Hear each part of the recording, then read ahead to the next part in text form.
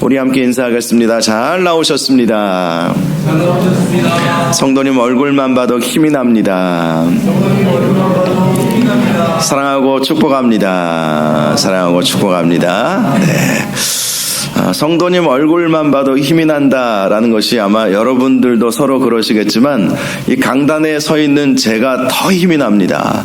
오후 예배 때 여러분 다 피곤하시고 힘드시지만 그래도 예배의 자리를 지키시고 앉아 계신 것이 말씀을 전하는 저에게 있어서 정말 힘이 됩니다. 그래서 성도님 얼굴만 봐도 힘이 납니다. 이것은 정말 저의 마음의 고백이기도 합니다.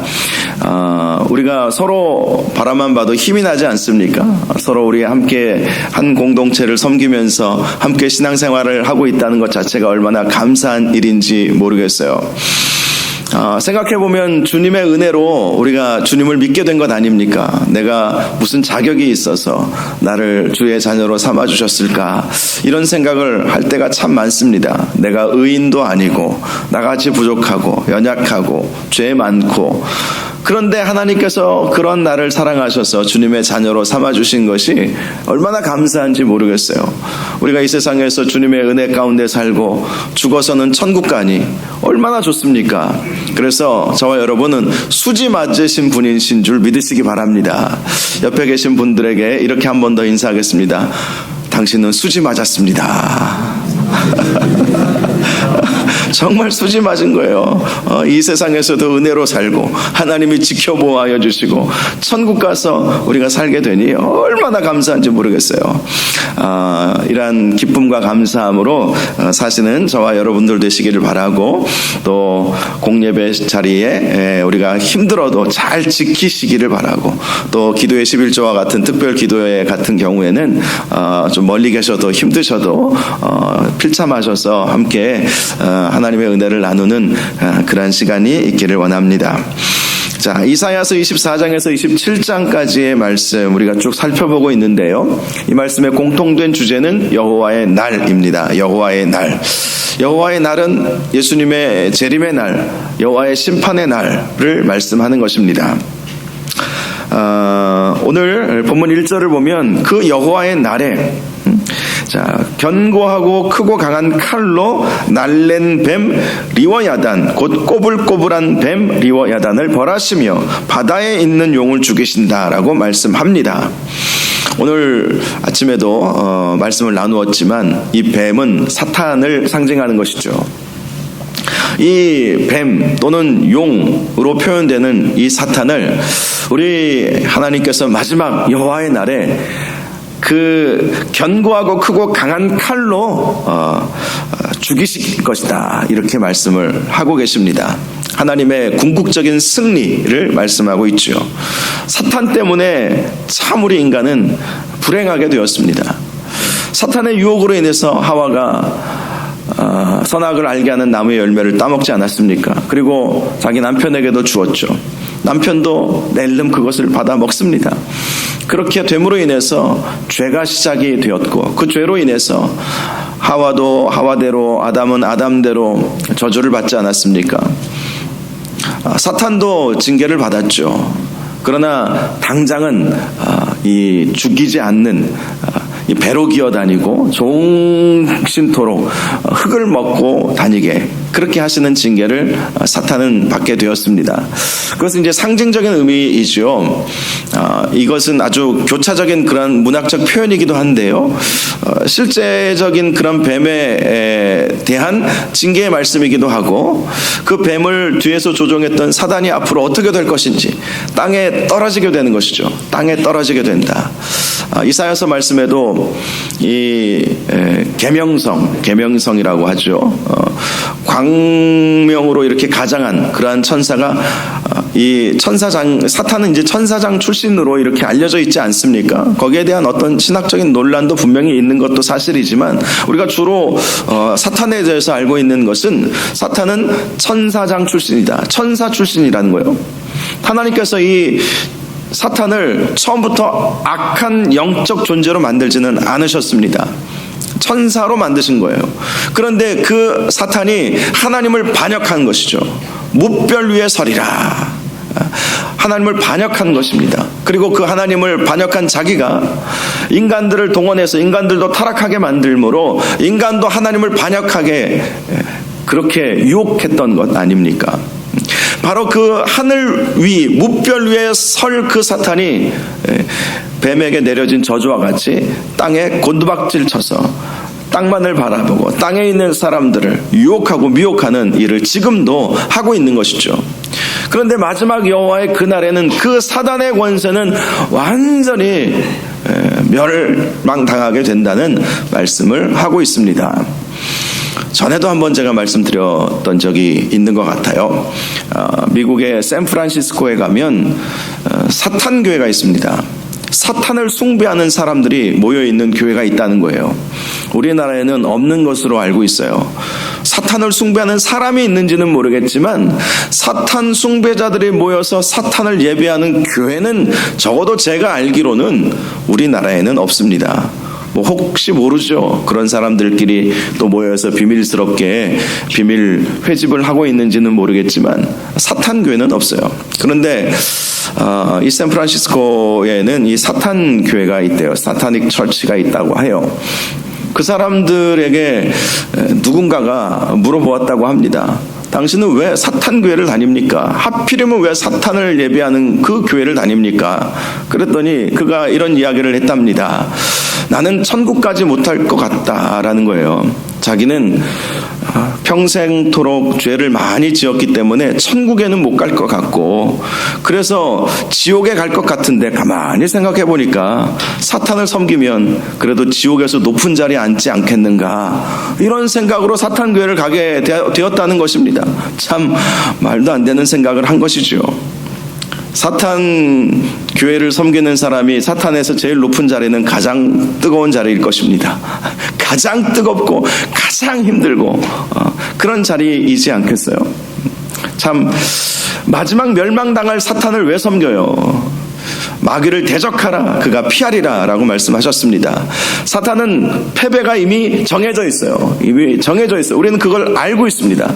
결코 사탄의 미혹에 넘어가지 않는 저와 여러분들 되시기를 바랍니다. 하나님께서 마지막 날 사탄을 이기시는 방법은 견고하고 크고 강한 칼로 이기신다라고 말씀하고 있어요. 이 칼은 성령의 검을 말하는 것이죠. 에베소서 말씀을 보면 이 성령의 검은 무엇입니까? 하나님의 말씀, 곧 성령의 검이라고 말씀합니다. 하나님은 천지 모든 만물을 하나님의 말씀으로 창조하셨죠. 이 세상에서 사단의 세력을 멸하실 것도 하나님의 말씀입니다. 능력의 말씀, 하나님의 말씀은 살아있습니다. 능력이 있습니다. 날쌘 검과 같습니다. 우리의 심령과 골수를 찔러 쪼개십니다. 우리의 마음과 생각을 판단하십니다. 그 능력의 말씀으로 말씀 한마디면 사단의 세력은 와르르 무너질 수밖에 없다는 것입니다. 그러니 사단을 쫓아가는 것이야말로 얼마나 허무한 것인지 우리는 기억해야 할 것입니다.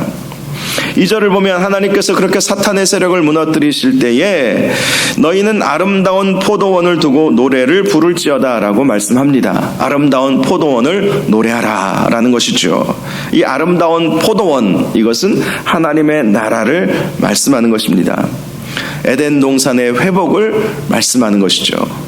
창세기 우리가 쭉 살펴보고 있듯이 에덴 동산은 이제는 사라지고 없습니다. 주님께서 지키시고 막으셨어요. 그 에덴 동산에는 생명나무가 있기에 죄지은 인간이 그 생명나무의 열매를 먹으면 안 죽잖아요. 안 죽잖아요. 그러니까 막으신 거예요. 오전에도 말씀드렸듯이 세상에는 선한 사람들도 있지만 정말 극악무도한 악한 사람들도 얼마나 많은지 몰라요. 그런 사람들이 그 생명나무 먹고 영원토록 산다고 생각해 보십시오. 이 세상이 온전한 세상이 되겠습니까? 그나마 하나님께서 죽게 하신 것이 은혜이죠. 히틀러도 죽었고 아주 악한 그런 사람들 생각만 해도 끔찍한 그런 사람들도 다 죽었죠. 김일성도 죽고 다 그런 무솔리니도 죽고 세상에 악한 사람들이 참 많지 않습니까? 그런 사람들이 죽었으니 그나마 이렇게 숨쉬고 우리가 살고 있지. 그 사람들이 여전히 시뻘겋게 살아있으면서 세상의 권력과 권세를 좌지우지하고 있다고 생각해 보십시오. 얼마나 끔찍한 세상이 되겠습니까? 그래서 하나님께서 죄 지은 인간이 죽게 하신 거예요. 죽게 하셨지만 이 세상에서 예수 그리스도를 믿고 주님을 섬기는 하나님의 자녀들은 다시 구원하셔서 이 새 하늘과 새 땅에 살게 하시고 새 예루살렘, 회복된 예루살렘에 살게 하시면서 그 생명나무의 열매를 먹고 영원토록 살 수 있도록 그렇게 만들어 주신 것이죠. 바로 아름다운 포도원이 갖는 의미가 바로 이것입니다. 회복된 예루살렘, 회복된 에덴 동산, 새 하늘과 새 땅을 말씀하는 것이죠. 사탄의 세력에 무너질 때에 에덴 동산이 회복이 될 것이기에 너희는 아름다운 포도원을 두고 노래를 부를지어다 라고 말씀을 하는 것입니다. 3절을 보면 그 아름다운 포도원에 우리 하나님께서 포도원 지기가 되어주신다라고 말씀을 하고 있습니다.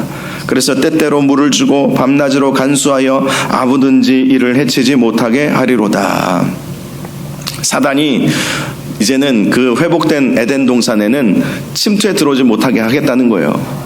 창조시대 때에는 사탄이 뱀의 모습으로 변장하여서 이 아담과 하와를 유혹하지 않았습니까? 그래서 이제 죄가 시작이 되었죠. 그런데 회복된 새 예루살렘, 회복된 아름다운 포도원은 하나님께서 이제는 포도원 지기가 되셔서 원래 이 포도원 지기는 그 아담이었죠. 아담을 하나님께서 경작하게 하셨잖아요. 경작하게, 에덴 동산을 경작하게 하셨잖아요, 본래.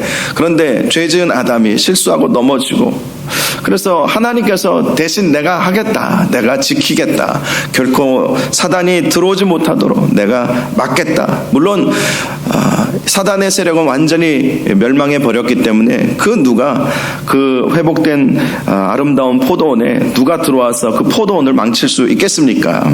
그만큼 하나님께서는 그 아름다운 포도원을 지켜주시겠다라고 말씀을 하십니다. 4절을 보면 하나님은 포도원에 대하여 노함이 없다라고 말씀합니다. 노함이 없다는 것은 이제 더 이상 하나님의 진노가 이 포도원에 살아가는 하나님의 백성들에게 내려지지 않게 된다는 것이죠. 하나님이 노하지 않으시겠다고 하신 이유는 이제는 더 이상 찔레와 가시가 다 불살라져 버렸기 때문이라는 것입니다. 찔레와 가시는 죄인을 말하는 것이죠. 하나님의 나라에는 죄인은 들어갈 수가 없습니다. 이미 가라지는 다 뽑히고 불살라져 버린 곳이고 하나님의 나라는 알곡만 들어가는 나라이기 때문이죠. 자, 그런데 5절을 보면 해석하기가 조금 까다로운 말씀이 있어요. 그리하지 아니하면 내 힘을 의지하고 나와 화친할 것이니라. 자, 이 말씀을 보면 하나님께서 이 세상에서 모든 찔레와 가시를 당장 멸하지 않으신 이유가 무엇인지 나와 있어요. 자, 하나님이 지금 당장이라도 오셔서 모든 찔레와 가시들을 다 불살라 버리시고 지금 이 순간에 이렇게 하나님의 나라가 임하게 하시면 어떻습니까? 라고 생각할 수 있지 않습니까? 내일부터 우리가 베드로후서 3장 말씀 가지고 말씀을 함께 나누려고 하는데, 당시 초대교회 성도들이 이런 생각을 가졌어요.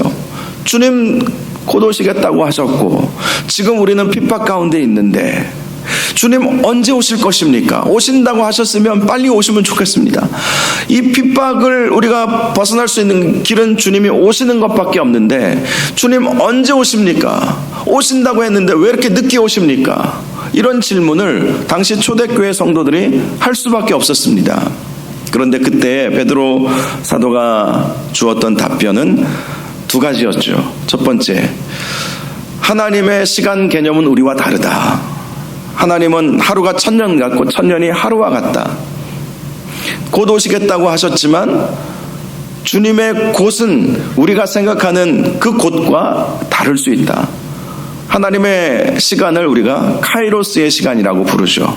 크로노스의 시간이 있고 카이로스의 시간이 있죠. 크로노스의 시간은 하루 24시간, 1년 365일 누구나 공평하게 주어지는 시간이 바로 크로노스의 시간입니다. 그런데 하나님의 시간은 인간의 그 크로노스의 시간과 다른 카이로스의 시간이 있어요. 하나님의 시간표는 따로 있다는 것입니다. 하나님 보시기에 가장 좋은 때가 있어요. 하루가 1000년 같고 1000년이 하루 같기에 주님 2000년 전에 오신다고 했는데 2000년이나 우리가 기다렸어요. 2000년이나. 그런데 주님의 시간표에 의하면 이제 이틀 지난 것일 수도 있겠죠. 우리는 2000년을 기다렸지만 주님은 이제 시간이 얼마 지나지 않은 것일 수도 있어요. 얼마든지 우리가 그렇게 이해해야 된다라는 말씀을 하신 것이죠. 또 하나는 주님께서 더디 오시는 것처럼 보이는 것은 한 영혼이라도 구원받도록 하시기 위해서 더디 오시는 것처럼 보일 뿐이다 라고 말씀을 하신 것입니다.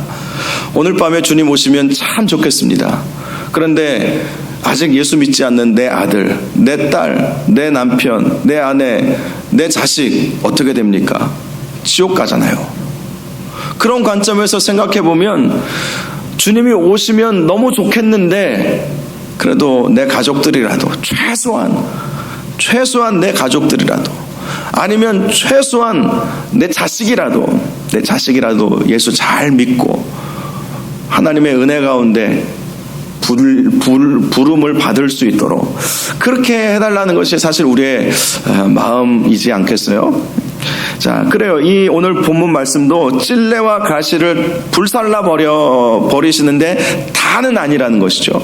다는 아니라 그렇게 그들을 불사르지 아니하시는 이유는 그들이 회개하고 주님 앞으로 돌아오기를 기다리시는 하나님의 마음이 그 가운데 있다는 것을 말씀해 주고 있습니다. 자, 6절을 보면 앞으로 펼쳐질 하나님 나라에 대해서 이렇게 말씀합니다. 후일에는 야곱의 뿌리가 박히며 이스라엘의 움이 돋고 꽃이 필 것이라. 그들이 결실로 지면을 채우리로다. 자, 우리가 자주 부르는 꽃들도 구름도 바다도 찬양하라 그 찬양의 가사가 바로 이 말씀을 인용해서 나온 찬양의 가사이죠. 후일에 야곱의 뿌리가 박히며 이스라엘의 움이 돋고 꽃이 필 것이다. 이스라엘의 꽃이 필 것이다. 이스라엘이 새로운 이스라엘로 바뀌게 될 것이다. 우리가 바로 그 영적 이스라엘이죠. 우리는 혈통적으로는 이스라엘 사람이 아닙니다. 우리는 한민족이죠.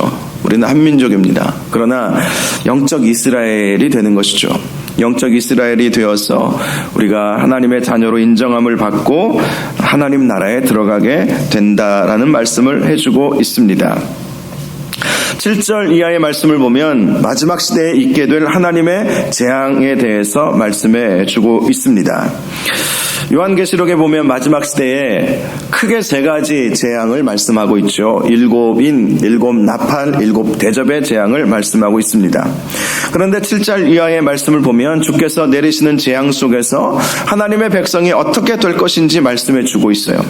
7절 말씀의 핵심은 하나님께서 내리시는 재앙은 하나님의 백성들을 치는 자들과 같지 않을 것이다 라는 것이 핵심입니다. 하나님의 백성을 치는 자들은 아수르와 바벨론을 말하는 것이죠. 자, 그 바벨론과 아수르는 완전히 이스라엘을 멸망시키고 또 포로로 끌고 가고 식민 통치를 했습니다. 그런데 하나님의 그 심판은 그들과 다르다는 거예요. 그러한 모습으로는 하지 않으신다는 것이죠. 자, 이것은 무엇을 말씀하는 것입니까? 늘 회개의 기회를 우리에게 주시면서 징계하신다는 거죠.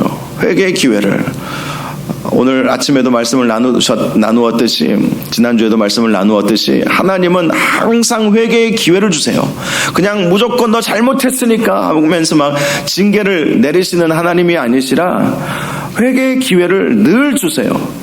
문제는 하나님께서 주신 그 회개의 기회를 이 하나님께서 회개하라고 주시는 사인으로 받아들이지 못하고 숨을 때 문제가 생기는 것입니다.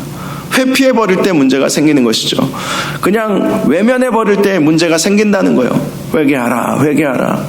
스산한 바람이 불게 하시고 하나님의 인기척이 들리게 하시고 네가 어디 있느냐라고 물어보셨음에도 아담은 회개하지 않지 않았습니까? 그런데 하나님은 계속해서 그러한 회개의 기회를 주신다는 것입니다. 하나님께서 내리시는 재앙은 무지몽매한 것이 아니시라는 것을 말씀해 주고 있어요.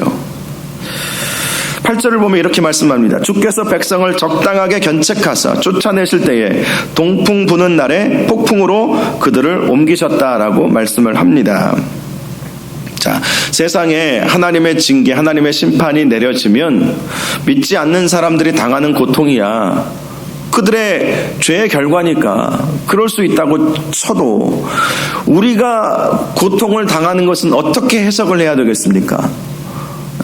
이 일곱 나팔 일곱 대접의 재앙이 쏟아질 때 우리는 이 세상에 살아가고 있잖아요. 그러면 그러한 재앙, 그러한 자연재해, 그런 재앙 속에서 또 그런 자연적인 재앙뿐만 아니라 그 일곱 나팔 일곱 대접의 재앙 가운데는 거짓 선지자들이 일어나고 우리를 미혹해 하고 그런 다양한 그런 재앙들이 있지 않습니까? 우리는 그 한가운데 살아가고 있어요. 그러면 우리는 그것을 어떻게 우리가 받아들여야 할 것인가? 그런 상황 속에서 우리는 무엇을 어떻게 해야 할 것인가? 그런 질문을 우리가 할 수 있지 않습니까? 그런데 이사야 선지자는 말씀하신 거예요. 주께서 백성을 적당하게 견책하신다는 거예요.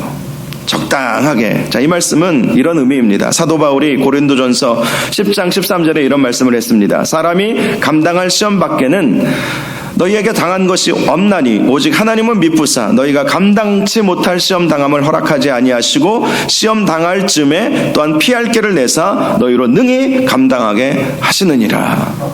자, 세상에 오는 여러 가지 재난, 재앙, 유혹 이런 것들이 우리가 함께 받아요. 그런데 우리 믿음의 성도들은 우리가 그것을 감당할 수 있다는 거예요. 믿음으로 감당할 수 있다는 거예요. 세상 사람들은 감당하지 못합니다. 왜요? 믿음이 없으니까. 소망이 없으니까 좌절하고 절망하게 되지만 우리는 그러한 세상적인 재앙 속에서도 얼마든지 감당할 수 있다는 거예요. 유혹과 핍박이 와도 이겨낼 수 있다는 거예요. 왜요? 우리 주님이 우리와 함께 하시니까. 우리에게는 믿음이 있으니까. 또 우리가 믿는 것은 우리가 어떤 시험이든지 하나님께서는 감당할 만한 것만 우리에게 주시고 또 어떤 시험이 와도 피할 길을 하나님께서는 내실 것이다 라는 확신이 있기 때문에 우리가 그러한 시험들을 얼마든지 이겨낼 수 있다라는 것입니다. 그러므로 우리가 요한계시록 보면서 때로는 두려움도 오게 되고 이런 7년 대환란과 같은 환란을 이겨낼 수 있을까 이렇게 생각할 수도 있지만 걱정하지 마십시오. 하나님께서 우리에게 믿음 주셔서 반드시 그 두려움을 이기게 하시고 우리가 승리케 하여 주실 것입니다. 자, 9절을 보면 죄 지은 야곱이 회복될 조건이 있음을 말씀하고 있습니다. 그것은 바로 이전에 섬겼던 모든 우상 제단을 다 헐어버리고 아세라와 태양상을 없애버려야 한다라는 것이었습니다. 성전에서 바알 제단을 쌓고 아세라 목상을 세웠다는 것은 우리가 익히 잘 알고 있습니다. 그것이 멸망의 원인이 되었죠. 그래서 하나님이 말씀하시는 것이 이스라엘이 회복되려면 그 모든 우상들을 다 없애버려야 된다라고 말씀을 하신 것입니다. 오늘날에도 우리 하나님께서 우리에게 원하시는 것이 있다면 교회됨의 회복인 줄로 믿습니다.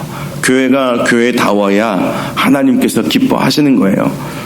교회는 예수 그리스도를 머리로 모시고 우리는 예수 그리스도의 몸으로 믿고 예수 그리스도의 말씀에 순종하는 공동체가 교회이죠. 그것이 교회됨입니다. 교회는 한 몸이기 때문에 하나가 되어야 됩니다. 서로 하나가 되는 것, 한 마음 한 뜻을 품고 하나님 나라를 바라보면서 주님을 위해서 우리가 정말 열심을 내며 살아가는 것, 그것이 교회이죠. 그 교회됨을 회복하는 것이야말로 우리의 회복으로 이어지게 된다는 것입니다.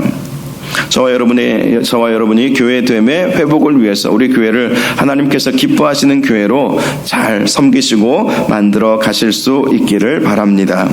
10절을 보면 하나님을 대적하는 세상의 나라가 어떻게 될 것인지 말씀하고 있죠. 대적 견고한 성읍은 적막하고 거처가 황무하며 버림받아 광야와 같은즉 송아지가 거기에서 먹고 거기에 누우며 그 나뭇가지를 먹어 없이 하리라. 이 말씀은 사람이 살 수 있는 환경이 되지 못한다라는 것입니다. 하나님을 대적하는 나라는 폭삭 망해버린다. 쉽게 말하면 이 말씀인 것입니다. 폭삭 망해버린다. 그토록 강력했던 세상의 나라, 요한계시록의 표현에 의하면 바벨론, 음녀, 바벨론, 세상의 바벨론은 폭삭 망해버린다는 것이죠. 11절을 보면 이렇게 말씀합니다. 가지가 마르면 꺾이나니 여인들이 와서 그것을 불사를 것이라. 백성이 지각이 없으므로 그들을 지으신 이가 불쌍히 여기지 아니하시며 그들을 조성하신 이가 은혜를 베풀지 아니하시리라. 가지가 마르면 꺾인다. 왜 가지가 마를까요? 가지가 나무에 붙어 있지 않으니까 마르는 거죠. 자, 우리가 붙어 있어야 할 곳은 예수 그리스도이죠. 요한복음 15장 말씀처럼 우리 주님은 포도나무고 우리는 가지입니다. 그런데 가지가 포도나무에 붙어 있지 아니하면 스스로 열매를 맺지 못해요. 그래서 농부가 그 가지를, 열매 맺지 않는 가지를 잘라버리죠. 제하여 버리죠. 그러면 그것이 영원한 지옥 불로, 불쏘시개로 쓰여진다. 이것이 요한복음 15장에 나와 있는 말씀이죠. 그 말씀처럼 11절도 바로 동일한 말씀입니다. 하나님께 붙어 있어야 되는 거예요. 주님께 붙어 있어야 되는 거예요. 마지막 시대가 되면 될수록 결국 우리를 끝까지 양육해주고 보호해주는 곳이 교회다. 요한계시록에 분명히 말씀하고 있잖아요. 우리 교회가 너무나도 소중합니다. 내 신앙 내 스스로 지킬 수 있습니까? 절대 못 지켜요. 절대 못 지켜요. 유혹이 얼마나 심한지 몰라요. 나의 신앙을 나 스스로도 못 지키는데 그 누가 또 지켜줄 수 있겠어요. 우리가 함께 공동체 안에서 하나님을 예배하고 하나님을 섬기고, 이 교회는 정말 신비한 곳이거든요. 교회를 섬긴다는 것은 결국 주님을 섬긴다는 것이죠. 주님의 몸이기 때문에 교회는 주님의 피의 대가로 만들어진 곳이 바로 교회입니다. 교회 안에 딱 붙어 있어야 되는 것이고, 또 말씀 안에 붙어 있어야 되는 것이고, 주님 안에 붙어 있어야 우리가 영원한 천국에 올라갈 수 있다고 말씀합니다. 12절을 보면 하나님의 날에 하나님께서 세계 도처에 흩어져 있는 이스라엘을 한 곳으로 모으신다고 말씀합니다. 그래서 각 나라와 족속, 백성과 방언이 하나님을 찬양하는 일이 있을 것이라고 요한계시록에도 말씀하고 있죠. 사랑하는 여러분, 마지막 날은 분명히 있어요. 여호와의 큰 날, 크고 두려운 날은 분명히 있습니다. 그 날에 저와 여러분이 주님을 끝까지 믿고 인내하며 견딤으로 아름다운 포도원을 노래하며 그 포도원으로 들어갈 수 있는 은혜가 있기를 바랍니다. 이 포도원에서 주님께서 우리에게 베풀어 주실 은혜가 너무나도 크기 때문에 그 은혜를 놓치지 마시고 아름다운 포도원으로 들어가면서 하나님을 찬양하는 은혜가 있기를 주님의 이름으로 축원합니다. 기도하겠습니다.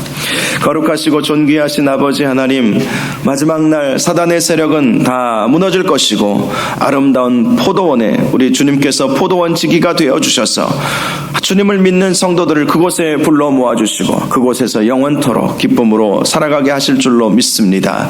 하나님, 우리가 갈 그 새 예루살렘, 회복될 에덴 동산, 아름다운 포도원을 우리가 생각하면서 노래하며 꿈꾸며 그 포도원으로 나아가는 저희들 되게 하여 주옵소서. 세상에 어떤 핍박이 와도 우리가 감당하지 못할 시험은 우리에게 허락하지 아니하신다라고 말씀하여 주셨사오니 우리가 주님을 믿는 믿음으로 담대하게 나아가게 하여 주시옵시고 악한 마귀에게 지지 않게 하시고 믿음으로 승리할 수 있도록 인도하여 주시옵소서. 이번 한 주간도 그러한 하나님의 은혜와 하나님의 승리를 경험하기를 원합니다. 주여 은혜 베풀어 주옵소서. 허주한 어린이 1,000번째 예물 올려드리오니 이 예물 받으시고 우리 주안이에게 건강의 은혜 더하시고 우리 주님 늘 함께하여 주옵소서. 예수님의 이름으로 기도하옵나이다. 아멘.